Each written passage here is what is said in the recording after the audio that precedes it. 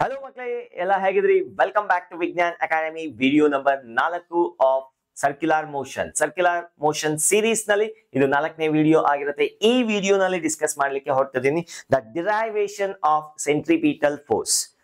Long term students ಈ equation ಈ derivation ನ ಸ್ಕಿಪ್ ಮಾಡಬಹುದು, ಸೀದಾ ಲಾಸ್ಟ್ ಅಲ್ಲಿ ಒಂದೇ ಒಂದು ಪ್ರಾಬ್ಲಮ್ ಇರುತ್ತೆ, ಅದನ್ನ ಸಾಲ್ವ್ ಮಾಡ್ಕೊಂಡು ಮುಂದಿನ ವಿಡಿಯೋಗೆ ಹೋಗಬಹುದು. So PU board point of view ಇಂದ ಈ ಡಿರೈವೇಶನ್ ತುಂಬಾ ಇಂಪಾರ್ಟೆಂಟ್ ಆಗಿರೋದ್ರಿಂದ ಇದೊಂದು ಸಪರೇಟ್ ವಿಡಿಯೋ ಮಾಡಕ್ಕೆ ಟ್ರೈ ಮಾಡ್ತೀನಿ. ಸೊ ಹಾಗಾಗಿ if want you can go directly to the end of the video, end ಗೆ ಹೋಗಿ ಸ್ಕಿಪ್ ಮಾಡಬಹುದು. ಸೊ ಕಾನ್ಸೆಪ್ಟ್ ಆಲ್ರೆಡಿ ಪ್ರೀವಿಯಸ್ ವಿಡಿಯೋನಲ್ಲೇ ಡಿಸ್ಕಸ್ ಮಾಡಿಟ್ಟಿದ್ದೀನಿ, only derivation. So expression for centripetal force in uniform circular motion.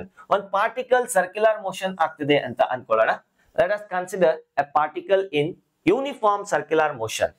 ಪ್ರತಿ ಒಂದು point ಅಲ್ಲೂ ಅದಕ್ಕೆ velocity ಇರುತ್ತೆ. Consider this is a center. ಇದು centre of the circular motion ಅಂತ ಅನ್ಕೊಳ್ಳೋಣ. And when the particle is here, ಆ ಪಾರ್ಟಿಕಲ್ ಇಲ್ಲಿದ್ದಾಗ ಅದರ ವೆಲಾಸಿಟಿ ಟ್ಯಾಂಜೆನ್ಷಿಯಲ್ ಆಗಿರುತ್ತೆ. ಅದನ್ನ ನಾನು V1 ಅಂತ ಕರಿತೀನಿ. And when it goes, ಸ್ವಲ್ಪ ಟೈಮ್ ನ ಕೊಟ್ರೆ ಮುಂದಕ್ಕೆ ಹೋಗಿ ಆಂಗುಲರ್ ಡಿಸ್ಪ್ಲೇಸ್ಮೆಂಟ್ ನ ಮಾಡುತ್ತೆ. After some time it makes an angular displacement theta angular displacement ಮಾಡಿ ಆ ಪಾರ್ಟಿಕಲ್ ಇಲ್ಲಿರುತ್ತೆ. ಆ ಪಾರ್ಟಿಕಲ್ ಅಲ್ಲಿದ್ದಾಗ ಅದರ ವೆಲಾಸಿಟಿ ಯಾವ ಡೈರೆಕ್ಷನ್ ಇರುತ್ತೆ, ಅಲ್ಲಿ ಟ್ಯಾಂಜೆನ್ಷಿಯಲ್ ಆಗಿರುತ್ತೆ. So this is the direction of the particle at point 2. ಅರ್ಥ ಆಗ್ತಿದ್ಯಾ? ಸೊ ಥೀಟಾ ಆಂಗುಲರ್ ಡಿಸ್ಪ್ಲೇಸ್ಮೆಂಟ್ ಆಗಿ ಅಲ್ಲಿದೆ. ನಾವ್ V1 ಮತ್ತೆ V2 ಅದ್ರ ಡೈರೆಕ್ಷನ್ ಬೇರೆ ಬೇರೆ ಇರ್ಬೋದು. ಯೂನಿಫಾರ್ಮ್ ಸರ್ಕ್ಯುಲರ್ ಮೋಷನ್ ಆಗ್ಬೇಕಾದ್ರೆ ಇದರ ಮ್ಯಾಗ್ನಿಟ್ಯೂಡ್ ಸೇಮ್ ಆಗಿರಬೇಕು. Then only we call as uniform circular motion. In uniform circular motion the magnitude of V1 equals to magnitude of V2 that is equals to V ಅಂತ ಬರೀತೀನಿ. ಎರಡದು magnitude same ಇರಬೇಕಾ, ಆವಾಗಲೇ ನಾವು uniform circular motion ಅಂತ ಹೇಳಕ್ಕಾಗೋದು. ಇಲ್ಲ ಅಂದ್ರೆ ಅದು ನಾನ್ uniform circular motion ಆಗುತ್ತೆ. ಸೊ ಆಬ್ವಿಯಸ್ಲಿ ಮ್ಯಾಗ್ನಿಟ್ಯೂಡ್ ಏನೋ ಸೇಮ್ ಇರುತ್ತೆ, ಹಾಗಾದ್ರೆ ಡೈರೆಕ್ಷನ್ ಸೇಮ್ ಇರುತ್ತಾ? ಇಲ್ಲ, ಚೇಂಜ್ ಆಗ್ತಾ ಇರುತ್ತೆ. ಸೊ ಈ ಪಾರ್ಟ್ ಅಲ್ಲಿ ಇದ್ದಾಗ ಈ ಕಡೆ ಇದೆ, ಈ ಪಾಯಿಂಟ್ ಅಲ್ಲಿ ಇದ್ದಾಗ ಈ ಕಡೆ ಇದೆ. So there is a change in the velocity. Direction change ಆದ್ರೆ ವೆಲಾಸಿಟಿ ಚೇಂಜ್ ಆಗೋಯ್ತು. ಸೊ ಆ ವೆಲಾಸಿಟಿನ ಚೇಂಜ್ ಮಾಡ್ಬೇಕಾದ್ರೆ ಒಂದು ಆಕ್ಸಲರೇಷನ್ ಬೇಕಾಗತ್ತೆ. ಆ ಆಕ್ಸಲರೇಷನ್ ನಾವು ಎಂತ ಕರಿತೀವಿ, ಇಲ್ಲಿ ಸೆಂಟ್ರಿಪಿಟಲ್ ಆಕ್ಸಲರೇಷನ್ ಅಂತ ಕರಿತೀವಿ. The change in the velocity of the particle is due to ಯಾರಿಂದ ಆಗೋದು is due to centripetal acceleration. ಎಷ್ಟು ಚೇಂಜ್ ಆಗುತ್ತೆ ಅನ್ನೋದು ಸೆಂಟ್ರಿಪಿಟಲ್ ಆಕ್ಸಲರೇಷನ್ AC ಮೇಲೆ ಡಿಪೆಂಡ್ ಆಗಿರುತ್ತೆ. So let us try to understand. So ಈಗ ವೆಕ್ಟರ್ ಡಯಾಗ್ರಾಮ್ ನ ಯೂಸ್ ಮಾಡ್ತೀನಿ, ವೆಕ್ಟರ್ ನೊಟೇಷನ್ಸ್ ನ ಯೂಸ್ ಮಾಡ್ತೀನಿ. ವೆಕ್ಟರ್ಸ್ ಯಾವಾಗಲೂ ನೀವು ಪ್ಯಾರಲಲ್ ಆಗಿ ಶಿಫ್ಟ್ ಮಾಡಬಹುದು. ಇಲ್ಲಿರ್ತಕ್ಕಂಥ ವೆಕ್ಟರ್ ನ ಇಲ್ಲಿ ಬರ್ಕೊತೀನಿ ನೋಡಿ. So let me write that vector V1. So this is the vector V1 and ಈ ವೆಕ್ಟರ್ ನ ಶಿಫ್ಟ್ ಮಾಡ್ಕೊಂಡು ಇಲ್ಲಿ ಬರೀತೀನಿ. ಸ್ವಲ್ಪ ಜಾಸ್ತಿ ದೊಡ್ಡದಾಗಾಯ್ತು. ಓಕೆ, V1 ಇಲ್ಲಿ ಬರ್ತಿದ್ದೀನಿ. ಈ V2 ವೆಕ್ಟರ್ ನ ಪ್ಯಾರಲಲ್ ಆಗಿ ಶಿಫ್ಟ್ ಮಾಡಿ ಈ ತರ ಬರ್ತಿದ್ದೀನಿ. So this is the V2. What are V1 and V2? ಯಾವ ಡೈರೆಕ್ಷನ್ ಇದೆ? Tangential to the radial vector. So ಒಂದು ಪ್ರಾಪರ್ಟಿ ಇದೆ, ಯಾವ್ದಾದ್ರೂ ಎರಡು ಲೈನ್ಸ್ ಗಳ ನಡುವೆ ಆಂಗಲ್ ಥೀಟಾ ಆಗಿದೆ. If any two lines are making an angle theta, ಇದಕ್ಕೊಂದು ನಾರ್ಮಲ್ ಬರೀರಿ. ಇವೆರಡು the normals of two lines also makes an angle theta. So by using the property, if angles between two lines is theta, then angles between their normals ಎಷ್ಟಾಗಿರತ್ತೆ, ಅದು ಕೂಡ ಥೀಟಾನೇ ಆಗಿರತ್ತೆ. ಆ logic ಪ್ರಕಾರ ಈ ಆಂಗಲ್ ಏನಾಗಿರಬೇಕು? ಥೀಟಾ ಆಗಿರಬೇಕು. Let us consider that is angle theta. So ಈಗ ಇದೇನಿದು V2, ಇದು V1 ಇರೋದು V2 ಆಗ್ಬೇಕಾದ್ರೆ ಏನೋ ಒಂದು ವೆಲಾಸಿಟಿ ಚೇಂಜ್ ಆಗ್ಬೇಕಲ್ಲ, ಅದನ್ನ ನಾನು ವೆಕ್ಟರ್ ನೊಟೇಷನ್ ಅಲ್ಲಿ ಡೆಲ್ಟಾ V ಅಂತ ಬರೀತೀನಿ. So using triangular law of vector addition, ನೋಡಿ V1 ಇದ್ದಿದ್ದು V2 ಆಯ್ತು, ಎಷ್ಟು ಚೇಂಜ್ ಆಯ್ತು? ಡೆಲ್ಟಾ V ಚೇಂಜ್ ಆಯ್ತು. Using triangular law of vector addition, algebra of the vector addition ನ ಯೂಸ್ ಮಾಡಿದ್ರೆ, so final velocity is equals to initial velocity plus change in the velocity. alright, simple logic. ಬೇಕಾದ್ರೆ vector notations ನ ಹಾಕೋಬಹುದು. so velocity vector 2 is equals to velocity vector 1 plus change in the velocities of the particle. So v1 plus delta v is equals to v2. In other words, delta v is equals to v2 minus v1. ಎಷ್ಟು change ಆಗಿದೆ ಬದಲಾವಣೆ v2 minus v1 ಅರೆ final velocity minus initial velocity, that is understood. ಇದನ್ನ ಪಕ್ಕಕ್ಕೆ ಇಡೋಣ. So ನೋಡಿ ಇಲ್ಲಿ ಈಗ ಈ ಪೋರ್ಷನ್ ನ ಸಪರೇಟ್ ಮಾಡಿ ಇಲ್ಲಿ ಬರೀತೀನಿ. So I will write here, ಇದು ಮ್ಯಾಗ್ನಿಟ್ಯೂಡ್ ಆರ್ ಆಗಿರುತ್ತೆ, ಇದು ಕೂಡ ಮ್ಯಾಗ್ನಿಟ್ಯೂಡ್ ಆರ್ ಆಗಿರುತ್ತೆ. ಈ ಡಿಸ್ಪ್ಲೇಸ್ಮೆಂಟ್ ನ ಏನಂತ ಕರಿತೀವಿ, ಆರ್ಕ್ ಲೆಂತ್ ಅಂತ ಕರಿತಿದ್ವಿ. S is equals to R theta, ನಿಮ್ಗೆ ಗೊತ್ತೇ ಇದೆ ಫಾರ್ಮುಲಾ. ಸೊ ಈ ಟ್ರಯಾಂಗಲ್ ನ ಆಸ್ ಇಟ್ ಈಸ್ ಇಲ್ಲಿ ಬರೀತೀನಿ ನೋಡಿ. ಸೊ ಈ ಆಂಗಲ್, ಈ ಡಿಸ್ಟೆನ್ಸ್ ಏನಿದೆ ಆರ್ ಇದೆ, ಈ ಡಿಸ್ಟೆನ್ಸ್ ಆರ್ ಇದೆ. ಸೊ ಈ ಡಿಸ್ಟೆನ್ಸ್ ಫೈನಲ್ ಆಗಿ ಏನಿದೆ ದಟ್ ಈಸ್ ಎಸ್ ಇದೆ.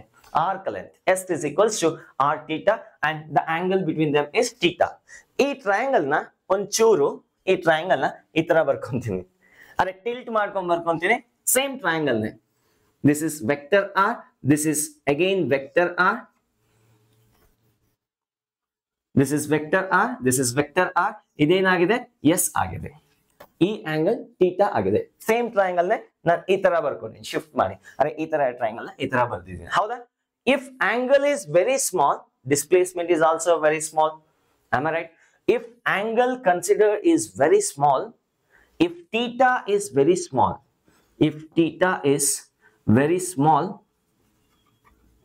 delta S, sorry, S is also very small. S is also very small, very small. By considering the similar angle, similar triangle property, ನೋಡಿದು ಈ triangle similar ಇದೆಯಾ? ಇದು theta ಇದೆ, ಇದು theta ಇದೆ, ಇವೆರಡು ಸೈಡ್ಸ್ ಸೇಮ್ ಇದೆ. They are similar triangles. Same triangles, same length triangles ಅಲ್ಲ, similar triangles. Similar triangle ಪ್ರಾಪರ್ಟಿನ ಯೂಸ್ ಮಾಡಿ opposite side of one triangle, opposite side of triangle, ಈ ಸೈಡು ಡಿವೈಡೆಡ್ ಬೈ ಈ ಸೈಡು ಈಕ್ವಲ್ಸ್ ಟು ಈ side divided by ಈ side, ಹೌದಾ? Using similar triangle proportionality theorem, using similar triangles proportionality theorem, ನಾನು ಏನ್ ಬರೀಬಹುದು, delta v divided by s, delta v divided by s is equals to ಈ side ನೋಡಿ, ಈ side ಎಷ್ಟಿದೆ, length ಎಷ್ಟಿದೆ, magnitude of v1 that is equals to v divided by ಈ side ಏನಿದೆ r ಇದೆ. So this is according to proportionality theorem of similar triangles. ಎರಡು similar triangle ಇದ್ರೆ ಪ್ರಪೋರ್ಷನಾಲಿಟಿ ಥಿಯರಮ್ ನ ಅಪ್ಲೈ ಮಾಡ್ತಾ ಇದ್ದೀನಿ. So next what I can do is,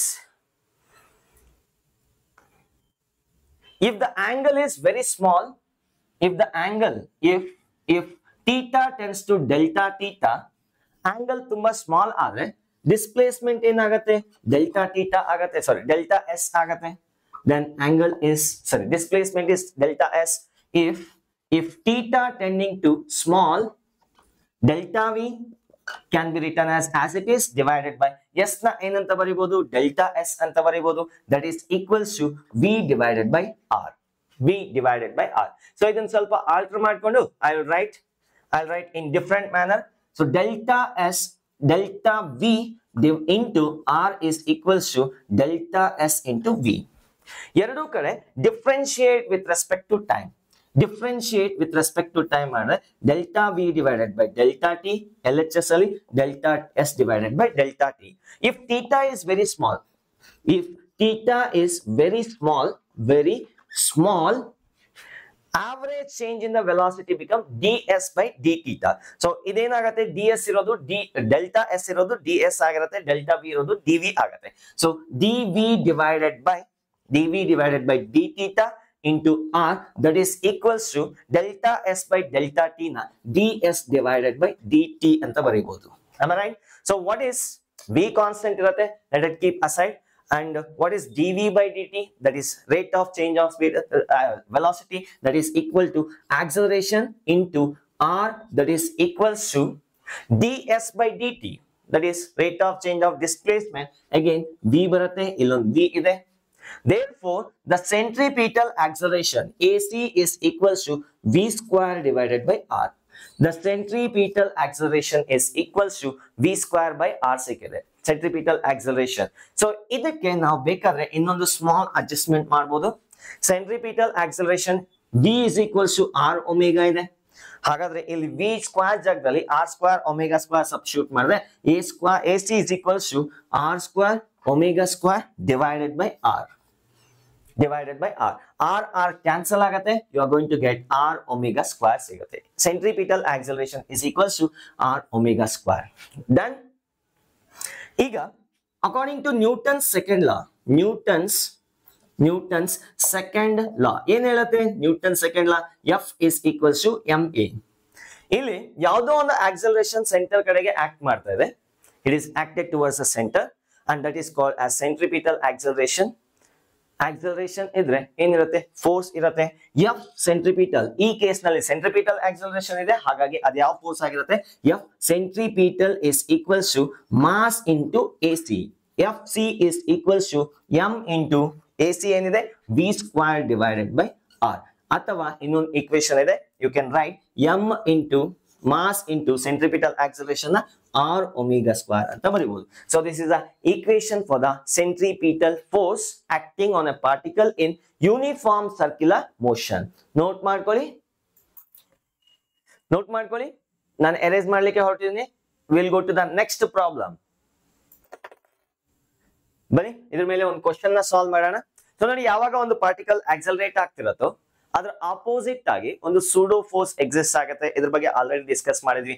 particle acceleration ಈ ಕಡೆಗೆ ಇದ್ರೆ ಅದ್ರ ಮೇಲೆ ಸೂಡೋ ಫೋರ್ಸ್ ಈ ಕಡೆಗೆ ಎಕ್ಸಿಸ್ಟ್ ಆಗುತ್ತೆ. So that is called as, ಈ ಕೇಸ್ ನಲ್ಲಿ acceleration, centripetal acceleration towards the centre ಇದ್ರೆ centrifugal force away from the centre ಇರುತ್ತೆ. ಅದರ ಬೇಸ್ ಮೇಲೆ ಒಂದು ಪ್ರಾಬ್ಲಮ್ ನ ಮಾಡ್ಲಿಕ್ಕೆ ಹೊರಟಿದ್ದೀನಿ. So the question is what can be the safe value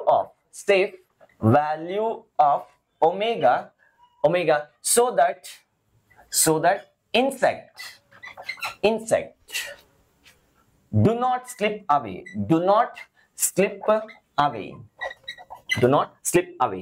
Given mu is the coefficient of static friction, mu and mass of the particle is m. Is data na kottidare. mu is the mass of the mu is the coefficient of static friction between the disc and the insect. So on the disc na consider ಮಾಡೋಣ. Let us consider a disc like this. ಈಗ ಈ disc ಈ ತರ rotate ಆಗ್ತಿದೆ ಅಂತ assume ಮಾಡ್ಕೊಳ್ಳಿ. about an axis passing through the center. axis ಈ ತರ ಇದೆ. axis is perpendicular to the plane of the board. ಈ ಡಿಸ್ಕ್ ಏನಾಗ್ತಾ ಇದೆ? ಸೊ ಈ ತರ ರೊಟೇಟ್ ಆಗ್ತಾ ಇದೆ. Let us assume omega is the angular disk about an axis passing through the center. So ಈಗ ಸೆಂಟರ್ ಇಂದ r ಡಿಸ್ಟೆನ್ಸ್ ಅಲ್ಲಿ, ಸ್ಮಾಲ್ r ಡಿಸ್ಟೆನ್ಸ್ ಅಲ್ಲಿ ಒಂದು ಇನ್ಸೆಕ್ಟ್, ಮೇ ಬಿ ನೊಣ ಅನ್ಕೋಬಹುದು, ರಾಜಮೌಳಿ ನೊಣ ಅನ್ಕೊಳ್ಳಿ. ಅದರ ಮಾಸ್ ಎಷ್ಟಿದೆ? m ಇದೆ. ಮತ್ತೆ ಆ ಇನ್ಸೆಕ್ಟ್ ಗೆ ಮತ್ತೆ ಪ್ಲೇಟ್, ಈ ಡಿಸ್ಕ್ ಇದೆಯಲ್ಲ, ಅದರ ಎರಡರ ನಡುವೆ ಇರ್ತಕ್ಕಂಥ friction static coefficient of static friction mu ಇದೆ. ಹಾಗಾದ್ರೆ ಈ ಪಾರ್ಟಿಕಲ್, ಈ ಡಿಸ್ಕ್ ರೊಟೇಟ್ ಆಗ್ತಾ ಇದೆ, ಇದ್ರ ಮೇಲೆ ಏನ್ ಎಕ್ಸರ್ಟ್ ಆಗುತ್ತೆ? ಒಂದು ಸೆಂಟ್ರಿಫ್ಯೂಗಲ್ ಫೋರ್ಸ್ ಎಕ್ಸರ್ಟ್ ಆಗುತ್ತೆ. ಆಕ್ಚುಲಿ ಸೆಂಟ್ರಿಪಿಟಲ್ ಫೋರ್ಸ್ ಸೆಂಟರ್ ಕಡೆಗೆ ಇರುತ್ತೆ. At the same time there is a centrifugal force. centrifugal force ಎಷ್ಟಿರುತ್ತೆ ಅದು? F centrifugal is equals to mr omega square ಇದೆ. ಈಗ ಒಮೆಗಾ ವ್ಯಾಲ್ಯೂ ನ ಇನ್ಕ್ರೀಸ್ ಮಾಡಿದ್ರೆ, ಅಂದ್ರೆ ನಂಬರ್ ಆಫ್ ರೆವಲ್ಯೂಷನ್ ನ ಇನ್ಕ್ರೀಸ್ ಮಾಡ್ತಾ ಹೋದ್ರೆ ಈ ಸೆಂಟ್ರಿಫ್ಯೂಗಲ್ ಫೋರ್ಸ್ ಕೂಡ ಜಾಸ್ತಿ ಆಗತ್ತೆ. ಈ ಸೆಂಟ್ರಿಫ್ಯೂಗಲ್ ಫೋರ್ಸ್ ಜಾಸ್ತಿ ಆಗ್ತಾ ಅದ್ರ ನಡುವೆ ಆ ಇನ್ಸೆಕ್ಟ್ ಮತ್ತೆ ಡಿಸ್ಕ್ ಮೇಲೆ ಇರ್ತಕ್ಕಂಥ ಫ್ರಿಕ್ಷನ್ ಕೂಡ ಜಾಸ್ತಿ ಆಗತ್ತೆ. ಇದನ್ನ ಇನ್ಕ್ರೀಸ್ ಮಾಡಿದ್ರೆ ಸೆಂಟ್ರಿಫ್ಯೂಗಲ್ ಫೋರ್ಸ್ ಜಾಸ್ತಿ ಆಗುತ್ತೆ. ಈ ಫ್ರಿಕ್ಷನ್ ಯಾವ ಕಡೆಗೆ ಇರುತ್ತೆ? Friction opposes the relative motion. ಈ ಡೈರೆಕ್ಷನ್ ಗೆ ಫ್ರಿಕ್ಷನ್ ಇರುತ್ತೆ. ರೈಟ್? ಆ ಫ್ರಿಕ್ಷನ್ ಕೂಡ ಇನ್ಕ್ರೀಸ್ ಆಗ್ತಾ ಹೋಗುತ್ತೆ. ಎಲ್ಲಿವರೆಗೂ ಇನ್ಕ್ರೀಸ್ ಆಗತ್ತೆ? That is limiting value of the static friction. ಅಲ್ಲಿವರೆಗೂ ಇನ್ಕ್ರೀಸ್ ಆಗತ್ತೆ. ಆಮೇಲೆ ಏನಾದ್ರೂ ಒಮೆಗಾ ವ್ಯಾಲ್ಯೂ ಜಾಸ್ತಿ ಆದ್ರೆ FC ಜಾಸ್ತಿ ಆಗತ್ತೆ. ಇದೇನಾಗತ್ತೆ? It cannot increase. ಈ ಫ್ರಿಕ್ಷನ್ ಫೋರ್ಸ್ ಜಾಸ್ತಿ ಆಗಕ್ಕಾಗಲ್ಲ. ಹಾಗಾಗಿ ಆ ಇನ್ಸೆಕ್ಟ್ ಸ್ಲೈಡ್ ಆಗ್ಬಿಡುತ್ತೆ. ಆ ಸ್ಲೈಡ್ ಆಗದಿರ ಇರ್ಬೇಕಾದ್ರೆ what is the safe omega ಅಂತ ಕೇಳ್ತಾರೆ. Omega, what should be the value of omega in terms of mu, M and radius. ಈ ರೇಡಿಯಸ್ ಮೇಲೆ ಈಕ್ವೇಶನ್ ನ ಡಿರೈವ್ ಮಾಡಬೇಕು. ಸೊ ನೋಡಿ ಇಲ್ಲಿ, for particle not to slip, for insect not to slip, maximum possible value of friction ಏನಪ್ಪ? F limiting ಆಗಿರತ್ತ. F limiting is equals to mr omega square. That is the centrifugal force. ಇದನ್ನ ಏನಂತ ಬರೀಬಹುದು, mu S into N ಅಂತ ಬರೀಬಹುದಾ. So ಒಂದು insect ಒಂದು plate ಮೇಲೆ ಕೂತಿದೆ ಅಂದ್ರೆ ಅದು ನಾರ್ಮಲ್ ಫೋರ್ಸ್ ನಾರ್ಮಲ್ ಆಗಿರುತ್ತೆ, ಈ ತರ ಇರುತ್ತೆ. N is equals to M G ಇರುತ್ತೆ. I will write that one, M R omega square mu into M G is equals to M R omega square R ಅಲ್ಲ, R omega square M M ಡಮಾರ್. ಇನ್ನು ಉಳಿದಿರೋದೇನು, omega is equals to under square root of mu G divided by R. ಇಷ್ಟು omega ವರೆಗೂ ಅದು safe ಆಗಿ rotate ಆಗ್ತಾ ಇರುತ್ತೆ. ಇದಕ್ಕಿಂತ ಕಮ್ಮಿ ಒಮೆಗಾ ಇದ್ರೆ, ಒಮೆಗಾ ವ್ಯಾಲ್ಯೂ ಏನಾದ್ರು ಇದಕ್ಕಿಂತ ಕಮ್ಮಿ ಇದ್ರೆ ಸೆಂಟ್ರಿಫ್ಯೂಗಲ್ ಫೋರ್ಸ್ ಕಮ್ಮಿ ಇರುತ್ತೆ, ಫ್ರಿಕ್ಷನ್ ಏನಿರುತ್ತೆ limiting value of the static friction ಗಿಂತ ಒಂಚೂರು ಕಮ್ಮಿ ಇರುತ್ತೆ. ಸಪೋಸ್ ಒಮೆಗಾ ಏನಾದ್ರು ಇದಕ್ಕಿಂತ ಜಾಸ್ತಿ ಆಯ್ತು ಅನ್ಕೊಳ್ಳಿ, ಈ ಸೆಂಟ್ರಿಫ್ಯೂಗಲ್ ಫೋರ್ಸ್ ಜಾಸ್ತಿ ಆಗತ್ತೆ, ಈ ಫ್ರಿಕ್ಷನ್ ಫೋರ್ಸ್ ಸಪೋರ್ಟ್ ಮಾಡಲ್ಲ. So it reduces and moves and continues as a kinetic friction. So ಹಾಗಾಗಿ the omega safe value of the omega for object for this insect not to slip is less than or equal to square root of mu g divided by r. So ಇಲ್ಲಿವರೆಗೂ ಹೋಗ್ಬೋದು ಅಥವಾ ಅದಕ್ಕಿಂತ ಕಮ್ಮಿ ಇರ್ಬೋದು. ಈ omega value ಈ term ಗಿಂತ ಜಾಸ್ತಿ ಆಗ್ಬಿಟ್ರೆ ಇದೇನಾಗತ್ತೆ, ಸ್ಲೈಡ್ ಆಗತ್ತೆ. ಸೊ ಈ ತರ ಪ್ರಾಬ್ಲಮ್ಸ್ ಬೇರೆ ಬೇರೆ ರೀತಿಯಾಗಿ ಕೇಳ್ತಾರೆ, ಇದನ್ನ ನೋಟ್ ಮಾಡ್ಕೊಳ್ಳಿ. ಓಕೆ, ಸೊ ಈ ರಿಲೇಟೆಡ್ ಪ್ರಾಬ್ಲಮ್ ಯಾವ ತರ ಕೇಳ್ತಾರೆ ಅಂದ್ರೆ ಗ್ರಾಮಾಫೋನ್ ಮೇಲೆ ಕೇಳ್ತಾರೆ. ಸೊ ಗ್ರಾಮಾಫೋನ್ ನೋಡಿದ್ರೆ ಹಳೆ ಕಾಲದ ಯಾವ್ದಾದ್ರು ಮೂವಿಯಲ್ಲಿ ಎಷ್ಟು ಉದ್ದ ಮೈಕ್ ತರ ಇರ್ತಿತ್ತು, ಒಂದು ಡಿಸ್ಕ್ ಈ ತರ ರೊಟೇಟ್ ಆಗ್ತಾ ಇತ್ತು. ಸೊ ಅದನ್ನ ತಗೊಂಡೋಗಿ ಇಲ್ಲಿಟ್ರೆ ಮ್ಯಾಗ್ನೆಟಿಕ್ ಟೇಪ್ ಮೇಲೆ, ಸೊ ಅದ್ರ ರೀಡ್ ಮಾಡಿ ಸೌಂಡ್ ನ ಕೊಡ್ತಿತ್ತು. ಸೊ ಆ ಗ್ರಾಮಾಫೋನ್ ರೊಟೇಟ್ ಆಗ್ತಾ ಆಗ್ತಾ ಆಗ್ತಾ ಏನಾಗುತ್ತೆ, ಒಂದು ಕಾಯಿನ್ ನ ಪ್ಲೇಸ್ ಮಾಡಿದಾಗ ಆ ಗ್ರಾಮಾಫೋನ್ ಡಿಸ್ಕ್ದು ಎಷ್ಟು ಒಮೆಗಾ ಇದ್ರೆ ಆ ಕಾಯಿನ್ ಸ್ಲೈಡ್ ಆಗಲ್ಲ. ಈ ತರ ಪ್ರಾಬ್ಲಮ್ಸ್ ಎಲ್ಲ ಕೇಳ್ತಾರೆ. ಸೊ ನೋಡಿ ಒಂದು ಪ್ರಾಬ್ಲಮ್ ಯಾವ್ದಾದ್ರು will come to know. So concept ಮಾತ್ರ ಸೇಮ್ ಇರುತ್ತೆ. ಇಲ್ಲಿ ಪಾರ್ಟಿಕಲ್ ಬದಲು ಕಾಯಿನ್ ಕೊಟ್ಟಿರ್ತಾರೆ. ತುಂಬಾ ನೀಟ್ ಎಕ್ಸಾಮ್ ಅಲ್ಲಿ ಕೇಳಿದ್ದಾರೆ ಕೆಲವೊಂದು problems based on this one. ಹಾಗಾಗಿ ಈ ಒಂದು ಸ್ಮಾಲ್ ಟಾಪಿಕ್ ನ ಮಾಡಿದ್ದೀನಿ. ಸೊ ನೆಕ್ಸ್ಟ್ ವಿಡಿಯೋ ಅಲ್ಲಿ ಸಿಗೋಣ. Thank you very much. Have a nice day. ಜೈ ಹಿಂದ್, ಜೈ ಕರ್ನಾಟಕ.